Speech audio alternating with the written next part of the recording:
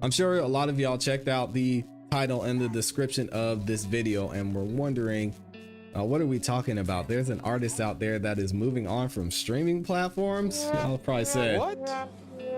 That's crazy. Well, we're going to talk a little bit more about it and get into it and find out why this artist is moving on from streaming platforms, what his plan is when it comes to releasing music, how he's going to outreach, how he's going to share his music with the community that he's created and all that good stuff. So the artist that I am speaking about is Curtis King, and I definitely got to give Curtis King a big round of applause. I want to specifically on today's live stream, I want to talk more about the actual message, and I'm going to try and leave out talking too much about the messenger, just because, you know, I've been interacting with Curtis and actually had a couple of conversations with him over the past few years. He's had a huge impact on me and, you know, how I run social media, the things I've done in my music career, what I've thought about, and how I've come to understand, you know, how you can be successful in just creating and sharing music. So I want to give him a big shout out, but I'm going to kind of put all of that aside today. And I really want you guys to kind of listen to the message that he's talking about and some of the things he's saying on the different ways that you can share and get paid from your music. So going into it, y'all can follow Curtis King pretty much everywhere at Curtis King. This is his Instagram page, and I wanted to show y'all one of his videos just so you can kind of get an idea of how he is as a person, how he likes to interact with his community, and just some of the great advice and wisdom that he gives. So this was one of my favorite short videos that he did, and he's talking about compression. So listen to this one real quick.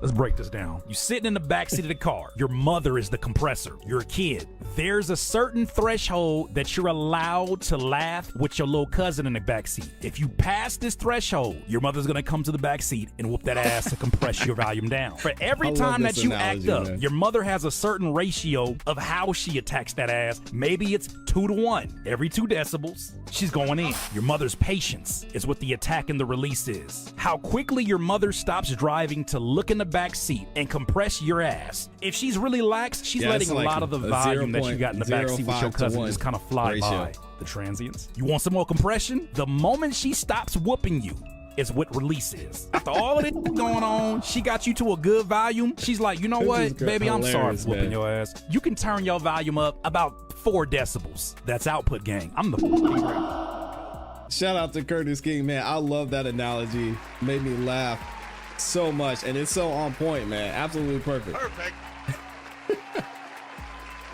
So shout out to him, man.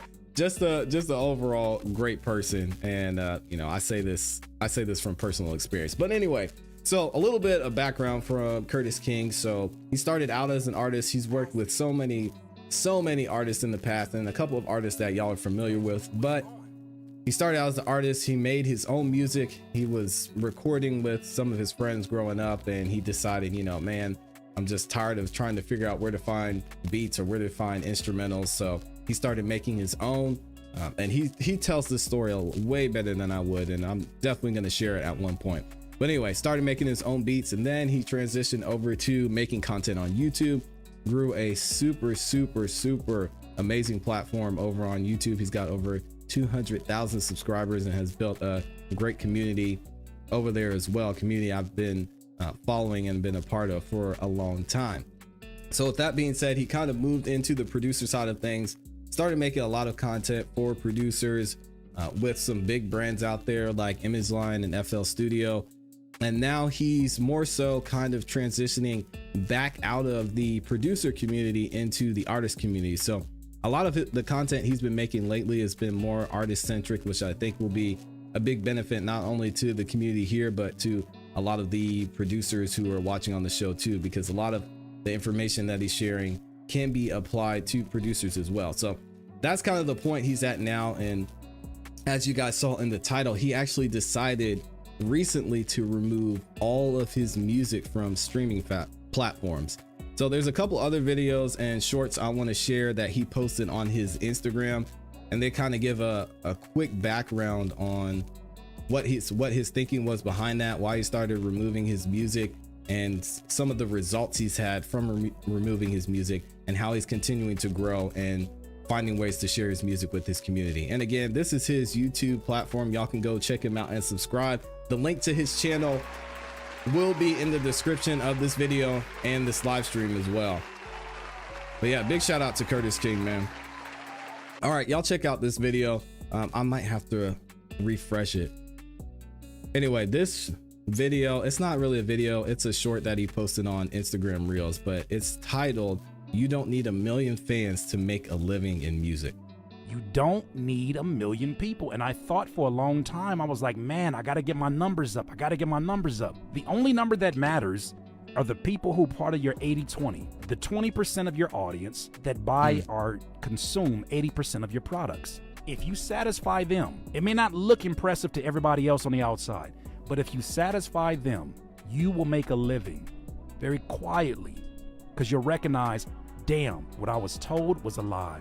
Somebody told me that I had to go viral in order to make a living at this. Somebody told me I had to sell like currency in order to make a living like this. Somebody told me I had to sell out stadiums like Russ in order to do this. Somebody told me if I don't have a residential show in my backyard like LaRussell, I can't make a living at this. When the truth of the matter is, you don't need a lot of people. You need the right people.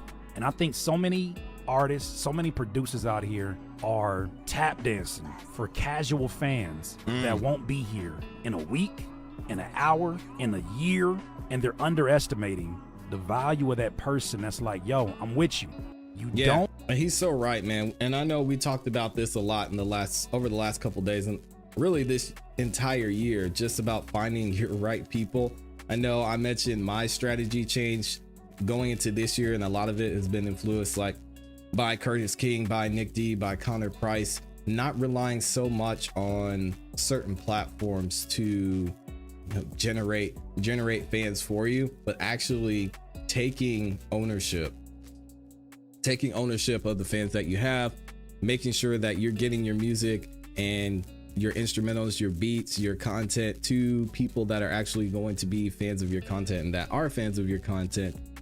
And that way they can have a bigger effect versus you just throwing your stuff out there to so many people and not knowing what's going to happen, which obviously y'all have heard me talk about this. There are benefits to both sides, but Curtis King is more so leaning and relying on those people that are really true fans of his. So, well, I've got one more video and then we'll get into the main one here in a second. This one, he's talking about he says, "I make music for album listeners, not music crackheads, respectfully." All right, y'all check this one out. This one's got a little bit of humor to it as well, but that's how Curtis King is. If you watch most of his content, you'll understand that. But I would be interested to hear from the chat what your all's thoughts are on this subject, on album listeners versus maybe a casual music listener. Check it out. Focus from a streaming model that doesn't. All right, hold on a second. I gotta refresh it because I want to play the whole thing. Reshape my focus from a streaming model that doesn't support artists like myself, and I switched it over to an album model. People who listen to albums listen with patience, care, and they listen from beginning to end. Why in the fuck would I be trying to sell my album to crackheads? I like the album cover, but do we got any singles? You got something hot? You got something with 808s on it? You got something with like a big feature? You got somebody with somebody I know? How many streams it got? 25,000? You got some trap drums for me? It's a little bit too boom bappy for me. Why the hell would I be trying to pitch my shit off to crackheads? I reshape my focus. All right, there it is. So again, shout out to Curtis King. I give him a round of applause. Definitely has a great point on that one too. I mean, he makes some great points.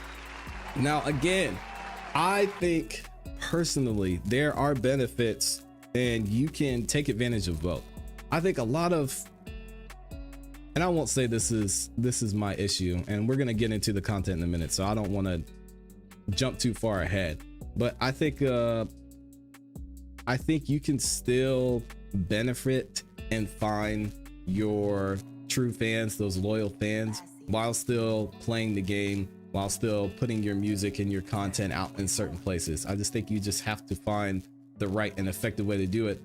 That way you can attract and find the right listeners. It's kind of like the way that I've structured the show. Y'all seen how much effort and how much of a point I make it to constantly be talking about what we're trying to do as a community, what the goal is of this community, where we're trying to go, what we're trying to do for each other, the atmosphere we're trying to build. And the reason I continue to push that is because I want to attract and bring in the right people. So, I mean, there's definitely, if you go certain places and you share your music to certain platforms, then you're going to attract a certain demographic. But I could definitely see what Curtis King is saying there on that point.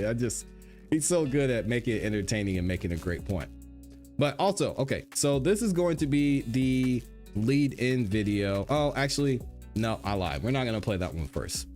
The video we're going to play first is Curtis King posted this back in November, and he's actually giving you guys more of an insight into why he removed his music from streaming platforms and some of the things that he's seeing that streaming platforms are doing as well. Shout out to Barry McKnight. I see you in the chat over there. So y'all check this out, give it a listen. I'm going to stop it here and there just so I can give some more insight into some of the things that Curtis is pointing out. DIYers, over the last week, I've done a lot of thinking since I released that Spotify video. What's up, basically Dan Lab? I see highlighting y'all. the new threshold that they're going to be using in 2024, in which some artists will get paid more and some artists will not get paid at all if they don't reach this threshold. Now, if you want to go watch that video, you can go watch that up here. It's on the channel. First of all, if you were going to do a threshold system, it should have been that from the jump. So why are you just going to not pay people? I don't care if it's $1.23. Why are you not going to pay people? And I have an issue with the direction that a Spotify goes specifically, because they're not the only ones that done this. Deezer's done it, but I don't know about you. I don't give a shit about Deezer. Yeah, we talked about, are people out here using Deezer? So somebody sent in a song that was a link to Deezer, and oh, shout out to Baby Yoda, says the mic is better. Thank you.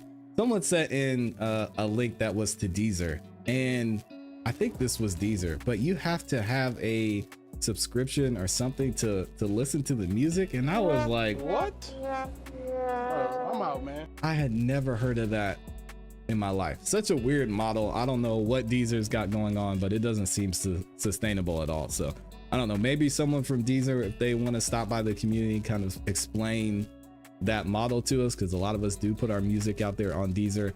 I'm just not seeing it. Anyway, we'll keep it going. Ain't nobody ever said, bro, if it wasn't for Deezer, I wouldn't have discovered your music. Said nobody.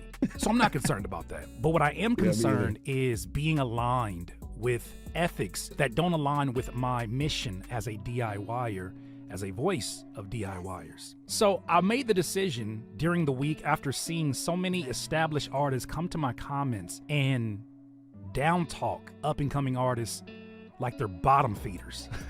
So I got on Twitter and I just started dumping my thoughts in real time as I started to see this weird dynamic of established artists telling up and coming artists, well, you're not serious and you don't deserve the money. That being said, yeah, it's hard for me to listen to industry artists or more established artists, just because I think they just have such a skewed view of how the music business works. And I think we talked about this last week and even yesterday, is how they have kind of a machine behind them. So their view of how music works and how music can be is a lot different. And they don't even understand all the possibilities that are out there for independent artists, like all the artists in this community. So yeah, you got to take what those artists say with a grain of salt, in my opinion.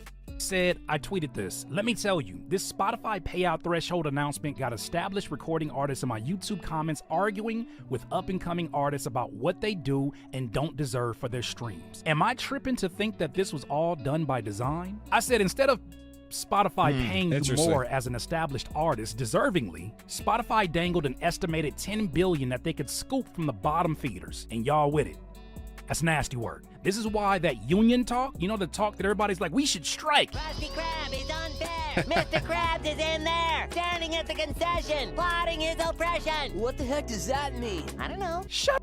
Yeah, I don't think a union's ever gonna work, honestly. And I know we talked about this with the producer union too. I think there's always going to be another artist or another producer, not even just another, a ton of artists or producers that are going to be willing to get put on or work with X artists for little to no credit, no money, no anything, which is unfortunate, but that's just the state of the music community right now, unfortunately. Standing at the concession, plotting his oppression. What the heck does that mean? I don't know. Shut up. This is why that union talk don't move me. Everyone has very different ethics and goals. So I said, you know what? I agree 100%. All right, here's what my next plan is. I said, okay, let me just delete my music off of Spotify. Oh, I didn't You guys like this know video. very well. It's been well documented. I use DistroKid as my streaming provider. Shout out to DistroKid. And they've been a really They are great the sponsor partner. of this They're channel, just a too. middleman and within all this to making sure that your music gets out there, and I love them and I appreciate them. However, as I was looking through my account, I was looking for an option to remove my music specifically from Deezer and Spotify. And I was gonna And here's where it starts to get interesting. And I see y'all in the chat. I'll be shouting out some of y'all in the chat here in a minute. I appreciate everybody who's watching. This is where it starts to get very interesting. So make sure y'all listen up. So basically Curtis King, he had already made the decision. He was going to remove his music from any streaming platforms he didn't think were giving a fair deal to artists. So he started to go through the process, and this is what he found out. for an option to remove my music specifically from Deezer and Spotify. And I was gonna keep going down the line if this threshold for payments continues. I'm not with that. But in the midst of me trying to remove my music from Spotify, the weirdest shit happened. When you're trying to get in touch with customer service, that's a headache in itself because you're gonna talk to a bot first. So I talked to the bot. True. And I asked the bot, I said, I just want to delete my profile. And he said, I'm afraid we can't delete artist profiles entirely. And what? Ooh. Interesting. Y'all listen up. let me let him say that again. Hold on. To a bot first. So I talked to the bot and I asked the bot, I said, I just want to delete my profile. And he said, I'm afraid we can't delete artist profiles entirely. An artist profile is automatically created when music is first released on Spotify by labels or distributors and is searchable as long as there's music on the profile. I draw issue with that only because if I were, for instance, XXX Tentacion, when he was going through his phase of getting canceled, they were quick to remove his music off of streaming websites. R. Kelly's another one. So you can remove it, but for whatever reason, you don't want to do that. So I said, if there's no music on my profile, what will happen to the profile? Profiles with no live content don't appear in Spotify search results. They may still be discoverable with the pre-existing URL or URI, but will appear empty. Of course I draw issue with that because that's my likeness. So Yeah, and that's interesting. I wonder if you could just change your, can you change your artist name? Just change your artist name and change your profile picture. I don't know. It seems like there would be an easy way to get around this. I would just change my artist name. I don't know if that's even possible because I haven't went down this road, but that's something I would look into. Then I asked him, I said, there's no way for me to remove my likeness and name from Spotify. The representative said, I'm afraid not. What can be done here is have your songs removed from Spotify so that your profile will appear as empty. That's the best you can do. No delete profile. You mean of all those genius coders that have able to crunch these complex numbers to determine payouts within his pull system, you don't have a fucking delete button? Are you? Yeah, and it was the same thing with Threads. If y'all remember, there was a lot of controversy that came out when Facebook, or I guess it's Meta now, Meta created Threads, not only because a lot of people were saying it's a copy of Twitter, but because there was something in the fine print, and it wasn't even in that much of a fine print, that said if you delete your Threads account, that it would delete your Instagram account too. And people were not happy about that. So it seems like it's kind of the same thing with Spotify. They're like, yeah, you just can't delete your account. And hey, that's what we signed up for. I don't know. Those are legally binding contracts. So I don't know what else you could do. Jeez. Kidding me? Okay, cool. So since I have a Spotify profile, I said, well, let me get creative because I am a creative. Let's get creative with it and let's see what we can do with this. So then I decided, you know what? What do I have control over? First of all, I can take my music down, which I did. I took every single one of my songs down. If I couldn't just take it from Spotify, I took it from all of the places because all of these streaming websites seem to be in a weird space trying to figure out what they want to do next. If you really want me to keep it a buck, Spotify I think some of them are especially going broke. I think they spent their money unwisely. That being said, Yeah, and we talked about this in a couple episodes too. Spotify, a lot of the reasons that they're making this changes is because they want to start putting money back in their pocket. And a lot of the reasons they're having issues is because, or they're having money issues is because they're paying everybody for everything. So kind of going into what Curtis King is going to talk about a little bit later, just from the art aspect, is not all art is created equal. And, you know, people who may not necessarily, oh man, I don't want to say this. Oh, this is going to sound rough. Not everybody should be paid the same for the music they make. And I kind of use the example of my son making a remix of Mary Had a Little Lamb and him getting paid the same as, you know, another artist, or even the same as me on my streaming, and him getting paid every single time he streams. It's just not a good business model to me. And this is why Spotify's in the position that they're in. Said though, I was like, all right, cool. So then what can I do? And I can change the background. And that's exactly what I did. After removing all of my music entirely, I left this message. I said, I removed my music from Spotify due to their new threshold requirements for certain artists to get paid. This directly conflicts with my DIYer mission. I believe all artists should be paid for their art, so I stand in solidarity with a strong belief that our music should be paid for. Unfortunately, they refuse to delete this profile with my likeness that they don't own. So yeah, find my music at curtisking.com. Yeah, and y'all go check him out too, curtisking.com. Again, the link will be in the description. And I'll be interested to know, would y'all remove your music from streaming platforms and possibly find a better way? Or would you maybe push like a title? Would you do another option? I'd be interested to know what y'all think about that, because, you know, for a lot of people, that might be a big deal. You might want to use the opportunity that they have on Spotify, but they might not be paying what you think they should pay you too. Also, what do y'all think that Spotify should be paying? Because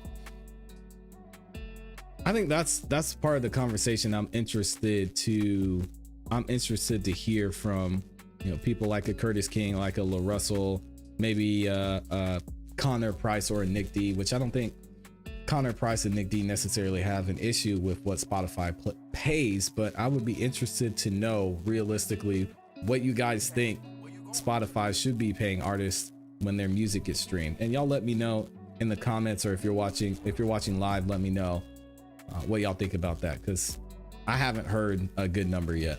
In the midst of this, I should start zooming out just to see what is going on right now in the traditional music industry. But I'm gonna let Gino the Ghost, who's a songwriter, Grammy Award-winning songwriter and artist, explain something interesting that's going on with one of the most popular PROs in the music industry, BMI. All right, so I'm gonna skip this part. I really just want to hear from Curtis, and shout out to Gino. But yeah, let me skip forward a little bit and see what he's saying. The Prism says, hard to really determine. Yeah, I don't even think they're a profitable company. Yes, Spotify has not been profitable. I think their first profitable year was 2019, if I remember right. But even that, I don't think is right. I think they've been in the red for a while. There are two different ecosystems. Independent is one ecosystem, and the major label traditional music industry is its own ecosystem with its own values, its own rules, its own trophies, its own ways to, you know what I mean, like show that they're the shit. And whenever we intermingle and try to figure out how can I make my independence look more like major label? When we start to intermingle, they got a lot of investments to Prism. These people are not playing fair. Oh man, streaming has been brutal for songwriters. Let's take more. Let's recap. I'm making 1/3 of a... I'm gonna skip this part too, because I really want to hear from Curtis King. Shout out to Gino though. Chat. I promise you, I'm taking everybody with me. Well, damn. And I'm not going quiet. Dave Mercury tagged me in this. I thought this was interesting. As I was removing my music, I saw that TikTok, a Spotify competitor, adds indie artists to its library. Independent artists using DistroKid to share their music will now have another avenue on TikTok. Dang. A deal announced today between the video platform and DistroKid could bring millions of songs by independent artists to TikTok Music. The platform... Man, shout out to DistroKid, making big moves. That's gonna be dope. I'll be interested to see what happens. I know this I have to see when that article was posted. It looks like it was posted about 3 months ago. Yeah, I don't know what progress they've made between TikTok and DistroKid, but it'll be dope to see what happens there, because this DistroKid's doing a great job with just making it easy for your music to get out to listeners. So. Platform and DistroKid could bring millions of songs by independent artists to TikTok Music. The platform's awesome. subscription-driven streaming service, launched earlier this year, could be appealing to up-and-coming musicians looking for a viral breakout. DistroKid artists already have the option to add their music to TikTok's library, but today's announcement expands that feature to TikTok Music. Additionally, artists have had the option to upload their music to TikTok's commercial music library. DistroKid Music will also be available in CapCut. TikTok had an enormous influence on the music industry, amazing too. driving number one hits to amplifying unsigned, unknown talent. I just hope that TikTok gets this payout situation right. I put up a tweet. We can only hope. I wish I had an opportunity to talk to this man right here. Yeah, Prince, rest in peace to Prince. Went up against Warner Brothers. He wrote "slave" across his face as he was dealing with some grievances. And in 2015, he removed his music from most subscription services. I want to read this with you. The latest move in the developing chess game of streaming music has been made by the musician Prince. On Wednesday, just a day after this is Apple back in 2015. introduced its new music app, Prince removed his music from most subscription streaming services. A note on Prince's Spotify page, I didn't even see this, which is funny. Prince's publisher has asked that all streaming services remove his catalog. We have cooperated with the request and hope to bring his music back as soon as possible. But Prince left his music on Tidal, the subscription service that Jay-Z bought this year. Yeah, I was interested and I considered pushing a lot more people towards Tidal, but honestly, I haven't even used the platform myself, and I haven't really looked at the analytics as far as, you know, what Tidal's paying out. Well, I know what they're paying out, but how easy it is to access, how many people are using it. But I guess if you have your own audience and you want to push them there to listen to music, that's an option. But we're going to be talking about the option and the route that Curtis King took when it comes to releasing his music here in a second. And has styled as an artist-friendly outlet.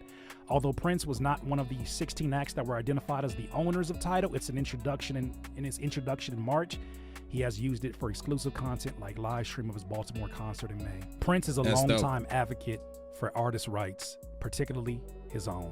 Last year, he took full control of his publishing catalog and made a new deal with his former record label, Warner Brothers, with whom he publicly feuded with in the 1990s. I feel like I am walking in some pretty big shoes, but at the same time, I can tell you there has never been a decision that I felt more confident about. This was posted by Say Cheese. How much money you'll earn for 1 million streams in 2023? Spotify. Oh man, this one's rough.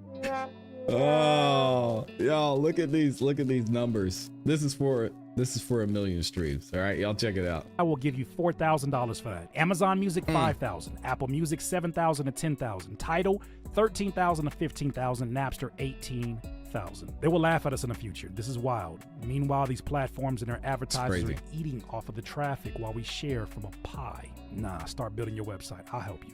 I don't have a beef with streaming in its entirety. I have issues with the way that they have structured the payouts. Yeah, I don't have amazing. beef with it. I was on these platforms with the impression that because they haven't quite got it right, they would move into a direction that would be more fair, excuse me for being idealistic, more fair to the people that are the foundation of their fucking website. Without music, what is Spotify? But white noise, but silent albums, but binaural beats. That's music. That's music. This is part of the reason why I chose not to pursue the traditional music industry. I looked in and I saw everything that I needed to see, and I said, I'm back out here, and I might as well go figure out how to make some real bread, because all of this middleman shit is getting old. It's taking a long time for me to get paid. However, it started feeling like I'm starting to answer to someone once again when it comes to Spotify. When it comes to what they determine I am eligible to get paid for after a calendar year. And I've had a lot of very intelligent people who have talked to me in hopes of convincing me to look at it from a different point of view and not delete my music. However, I stand on that 1000%. When I tell you DIYers, that I stand in solidarity with you, that's if you look at it and say, haha, what a dummy. He got rid of songs that had 50,000, 60,000, 70,000 streams. I don't give a shit. This is also because I believe that music in itself should be paid for. All of these I other agree, products 100%. that exist out here, isn't it weird that the traditional industry pushes this narrative that the primary product is of little to no value, according to them, when it comes to consumers, because they know consumers so damn well, and analytics can, you know what I'm saying, can tell you. Yeah, so this is where I tend to disagree. This is a tough one, because I think because there's so much music out there, it's going to be difficult to show that value to the masses unless you have something else that goes with that. So just talking about the music specifically, there's a lot of music out there. There's a lot of music that sounds similar, I think, whereas, versus maybe a decade ago, several decades ago, there wasn't as much. So music is readily available. I think that's probably the biggest. It's not necessarily an offense to the artists and the effort that they put into it. It's just that it's so easy to access. It's so easy to create. And then that brings the market value of music down. So if you want to get more money from your music, then I think you can do that. And Curtis King has shown that that's something that's pretty simple and straightforward to do, especially with all the opportunity we have out there. But at the same time, these larger platforms, you can't really expect them to pay you that much for music when they have all this music available to them. So I think that's more so it, versus them not valuing the music. Because I mean, then you have to ask yourself, are people going to pay what they need to pay for us to get paid when they can just go and listen to music somewhere else? I don't know. It's an interesting conversation. Everything you need to know. And we just believe the shit instead of even trying. Afraid to even put something up for sale. You say the word CD, and I have never heard that many boomers thrown at me for just saying CD. Vinyl. Then I gotta ask, have you ever even tried? No, they haven't tried. Yeah. But those are my thoughts, DIYers. You let me know your thoughts, though. DIY. DIYers, if you enjoyed this All right, content, that's Curtis King, man. Y'all go check him out. Curtis King TV. Back Context said, man, the whole industry is rubbish. There's a lot going on out there. There's definitely a lot going on in the music industry. And I think now more than ever, especially with the tools we have available to us, it's up to us to be able to go out there and get what we're worth, go out there and get what we think we deserve. So it's, the opportunities are out there. And shout out to the Prism. I'm going to read a couple of chats later, but he says, I wonder how Web3 will affect this, especially with Gala and Audius. Shout out to Audius, amazing platform, expanding in the next few months. Yeah, that's a bigger conversation. I don't know how far the music industry is going to let that go. And even if it does go pretty far, I think the music industry will still have a big hand in it just because they're the biggest players in the game. So again, going back to the music union conversation, the producers union conversation, people have different principles, they have different values. And if a Warner Music Group goes to Audius and say, hey, we're going to give you $500 million to give us Audius, and then you got a record label that takes over Audius, I mean, I don't know, is the CEO or their board going to turn down $500 million just to do it for the community?